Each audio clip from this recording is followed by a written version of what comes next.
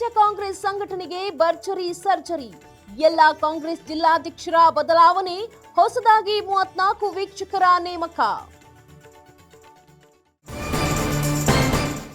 Supreme court ಅಂಗಳಕ್ಕೆ ಅಯೋಧ್ಯೆ ದೇಣಿಗೆ ಹಗರಣ ಕೇಸ್. ಸಿಬಿಐ ತನಿಖೆ ಕೋರಿ 3 ರಿಟ್ ಅರ್ಜಿಗಳ ಸಲ್ಲಿಕೆ. ಜುಲೈ 13ಕ್ಕೆ ವಿಚಾರಣೆ ಕೈಗೊಳ್ಳಲಿರುವ ಸುಪ್ರೀಂ.